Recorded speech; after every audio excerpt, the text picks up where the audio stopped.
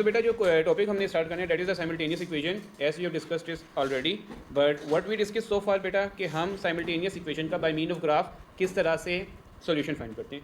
So simultaneous, what does simultaneous equation mean? Simultaneous equation basically are the group of equations जो कि क्या करते थे बेटा, सेम सॉल्यूशन को क्या करते थे, फॉलो करते थे. अब हमारे पास बेटा इसी तरह जब हमारे पास एग्जाम में साइमल्टेनियस इक्वेशन आएगी तो हम देखते हैं कि किस तरह सॉल्व करेंगे.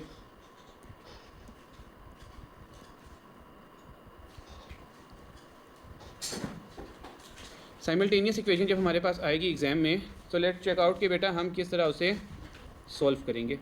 अभी तक बेटा हमारे पास जो साइमल्टेनियस इक्वेशन सॉल्व करने के तरीके हैं वो दो हैं. यहाँ पे मैं दोनों बता देता हूँ. The first one is elimination method. Elimination method. The second one is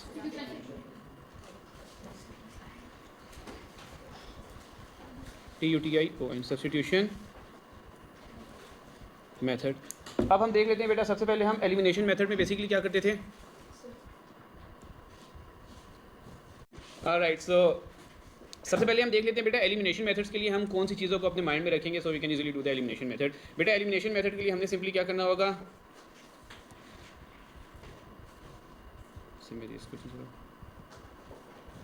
क्या करेंगे बेटा, हम मेक एनी वेरिएबल, अभी नहीं लिखना किसी ने, सिर्फ समझें, make any variable coefficient same. ठीक है, पहला. और सेकंड स्टेप आपके पास क्या होगा बेटा, गो फॉर ऐड और सब्ट्रैक्ट. अब ऐड कब करेंगे और सब्ट्रैक्ट करेंगे अगर तो हमारे पास बेटा सेम साइन होंगे, सेम साइन. सो बेटा हम क्या करेंगे, हम करेंगे सब्ट्रैक्ट. और अगर तो हमारे पास बेटा होंगे ऑपोजिट साइन तो हम क्या करेंगे, हम करेंगे ऐड.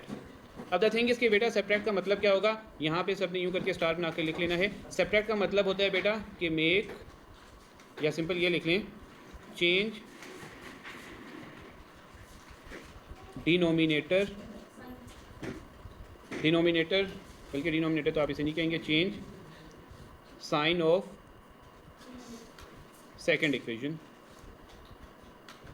Second equation. और ऐड का मतलब क्या होगा बेटा, leave them as it is. So these are few points बेटा जो कि आप लोगों ने अपने माइंड में रखने हैं सो डैट बेटा आप लोग इसे इजीली क्या कर सकें, कर लीजिएगा बेटा बाद में.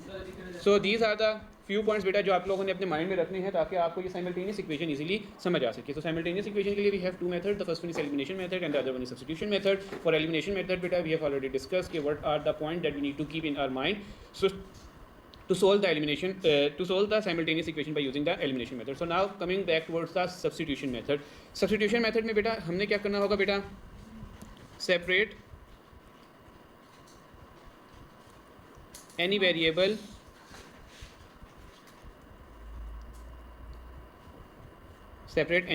from one equation,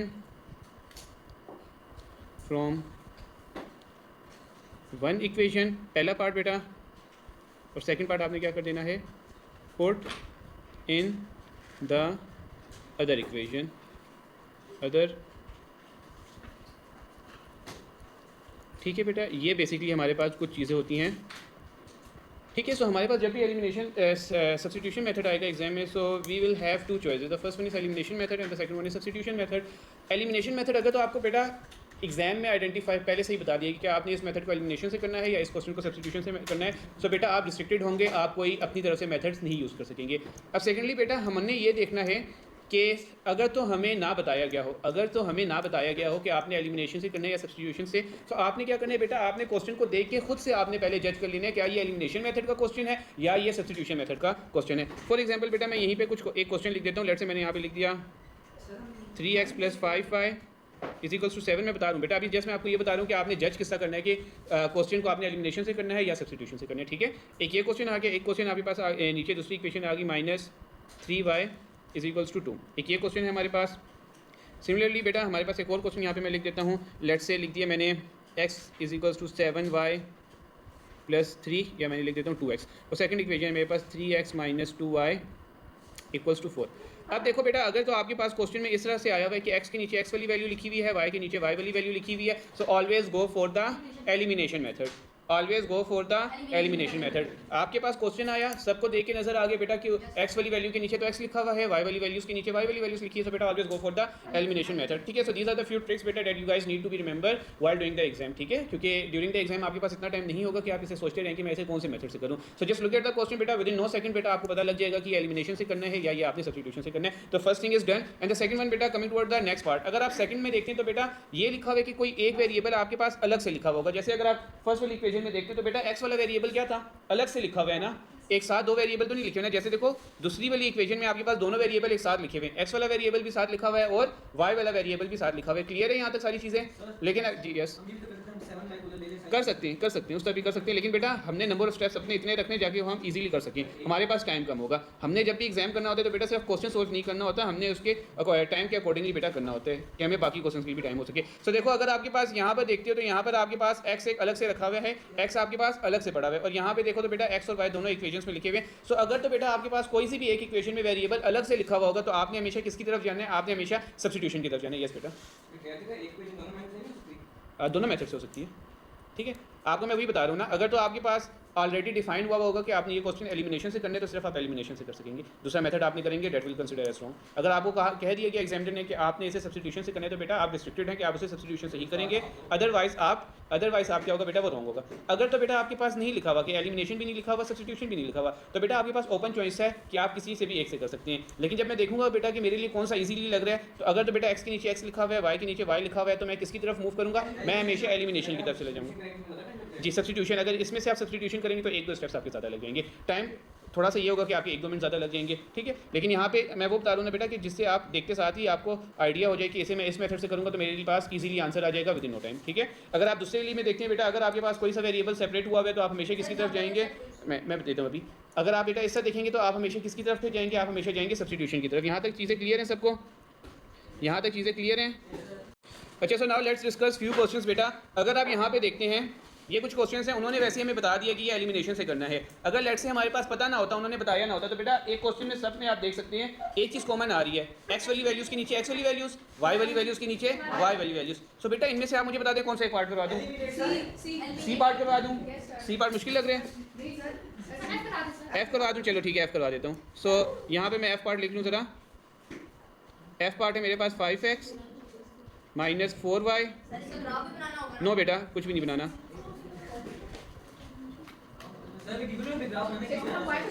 नहीं बनाना बेटा। ऑलराइट, सो बेटा मैंने क्वेश्चन यहाँ पे राइट डाउन कर लिया। अब मैंने आपको ये बताया था बेटा एलिमिनेशन मेथड के लिए, एलिमिनेशन मेथड के लिए कुछ टॉपिक्स लिखे थे।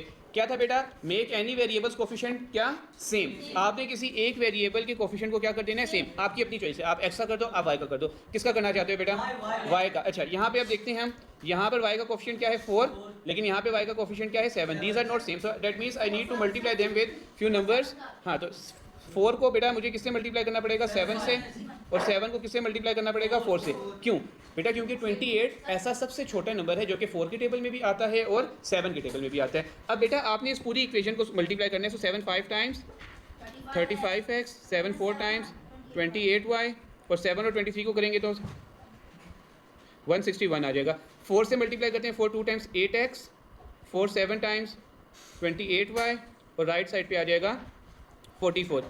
इफ़ यू गाइस रिमेंबर बेटा, मैंने आपको सेकंड स्टेप भी बताया था कि अगर तो आपके पास साइन सेम होंगे तो सेकंड वाली इक्वेशन के मुझे साइन क्या करने पड़ेंगे? Change. Are the sign same?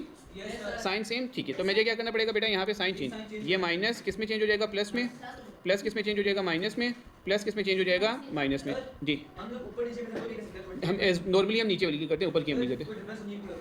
कर सकते हैं, लेकिन के जो होता है बेटा हमारे पास तरीका वो यही है कि हम नीचे वाली का करते हैं। ठीक है, 28 कैंसिल, 35 में से 8 गई तो बेटा आई गेस 27, और यहाँ पे जब हम करेंगे तो बेटा 161 में से जब माइनस करेंगे तो 7, और आपके पास आ जाएगा 117 आएगा। Let me check from the calculator as well. 161 minus 117। अब बेटा x की वैल्यू अगर मैं फाइंड करना चाहूँ तो x किसके इक्वल आ जाएगा? 117 डिवाइडेड बाय 27। अगर तो ये प्रॉपर डिवाइड हो रहा है तो मैं इसे प्रॉपर डिवाइड करूंगा, अदरवाइज बेटा मैं प्रॉपर्ली डिवाइड नहीं करूंगा। देखो डिवाइड करने से मेरे पास 4.333 आ रहे, तो बेटा मुझे डिवाइड करने की जरूरत नहीं है, ठीक है। अगर तो क्योंकि बेटा आपके पास ये देखें सबके पास डेसिमल नंबर बेटा इनफाइनाइट आ रही है ना, तो इस केस में आपने नहीं सोल्व करना होता है। इस केस में बेटा फ्रैक्शन फॉर्म है तो फ्रैक्शन फॉर्म में ही रहने देंगे। सो डेट मीन्स मेरे पास x की वैल्यू आ गई। सारे बच्चों को बेटा नजर आ रहे हैं ना, x की वैल्यू आ गई। अब इसके बाद बेटा हमने y की वैल्यू निकालनी है। तो देखो बेटा जो क्वेश्चन में आपके पास इक्वेशंस दी थी ना, उनमें से किसी भी एक इक्वेशन में आपने पुट कर देना है। ये देखो ये वाला क्वेश्चन था, कौन सा क्वेश्चन था आपके पास, 5x - 5, ये वाला क्वेश्चन था। इसमें से कोई भी एक इक्वेशन में आप x की वैल्यू पुट कर देंगे। तो मैं कौन सी इक्वेशन में पुट करूँ, फर्स्ट वाली में या सेकंड वाली में? फर्स्ट वाली में कर दूँ 5x - 4y = 23। 5x - 4y = 23। बेटा यहाँ पर मैंने x की जगह क्या पुट कर देना है, x की जगह मैंने पुट कर देना है यहाँ पर 117 divided by 27 then minus 4y = 23। बेटा जो हमारा क्वेश्चन था ना, वहाँ से मैंने ये इक्वेशन ली है, ठीक है। ये देखें, ये जो एक सेकंड बेटा, ये जो क्वेश्चन था उसकी ये वाली मैंने इक्वेशन लिख दी है जी। अच्छा ये हो गया बेटा। अब आगे चलते हैं। 117 5 से क्या हो रहा है, multiply, so it will be 585 divided by 27 minus 4y = 23। Any confusion so far? यहाँ तक कोई कन्फ्यूजन तो नहीं है बेटा? डेसिमल में अगर हम कर रहे थे ना, तो डेसिमल आपका इनफाइनाइट चल रहा था, 0.33333 ऐसा चलता जाता है। तो बेटा जब आपके पास इनफाइनाइट डेसिमल नंबर्स आ रहे हो ना, तो फिर आप फ्रैक्शन में ही रहने देते हैं। लेट से अगर मुझे ये डिवाइड करने से, लेट से मैं कह रहा हूँ बेटा कि लेट से मेरे पास आता 4.5, तो बेटा 4.5 एक आपके पास फाइनाइट डेसिमल नंबर है, तो उस केस में आप कर सकते थे। लेकिन यहाँ पे आपके पास इनफाइनाइट आ रहे हैं, तो बेटा इसीलिए मैंने इसे फ्रैक्शन फॉर्म में ही रहने दिया, मैंने इसे डेसिमल में कन्वर्ट नहीं किया। क्लियर है? नहीं, राउंड ऑफ आप इसमें नहीं कर सकते। अगर आपके पास अनटिल एंड अनलेस कहा ना जाए ना बेटा कि आपने इस पॉइंट के बाद इतने डेसिमल नंबर लिखने, तो तब तक आप राउंड ऑफ नहीं कर सकते खुद से। यस, ताकि मेरे पास y की वैल्यू आ जाए। इस इक्वेशन में मेरे पास x और y दो वैल्यू थी ना, x की वैल्यू मैंने फाइंड कर लिया, मैंने किसकी वैल्यू फाइंड करनी है, y की। अच्छा ये देखें बेटा 585 डिवाइड बाई 27, इसके साथ यहाँ पे प्लस का साइन था, इसे मैं कहाँ पे ले जाऊँगा, राइट साइड पे, तो वहाँ जाके क्या हो जाएगा, माइनस। तो minus 4y = 23 minus 585 divided by 27। So as you guys know बेटा, यहाँ पे मुझे क्या करना पड़ेगा, अब यहाँ पे मुझे लेना पड़ेगा LCM।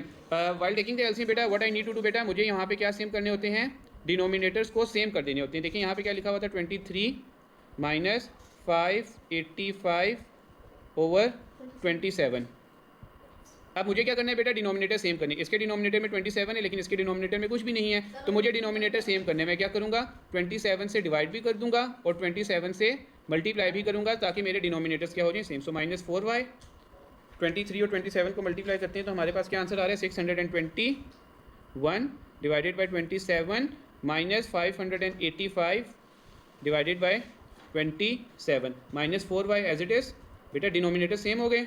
अगर डिनोमिनेटर सेम होते हैं तो न्यूमिनेटर क्या हो जाते हैं, एज इट इज़ आ जाते हैं। 621 minus 585 whole divided by 27 minus 4y as it is. यहाँ पे इन दोनों को सेपरेट करते हैं तो 621 माइनस 585, तो बेटा मेरे पास आ रहा है 36 डिवाइडेड बाई 27। यहाँ तक कोई कन्फ्यूजन?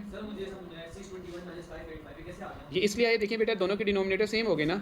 एलसीएम लेने के लिए यही तरीका होता है कि डिनोमिनेटर सेम करके हम न्यूमिनेटर को एज इट इज़ लिख देते हैं। तो देखो डिनोमिनेटर सेम था तो मैंने एक दफ़ा लिख दिया और फिर न्यूमिनेटर एज इट इज़ आ गए। क्लियर है? क्लियर है बेटा आपका क्वेश्चन?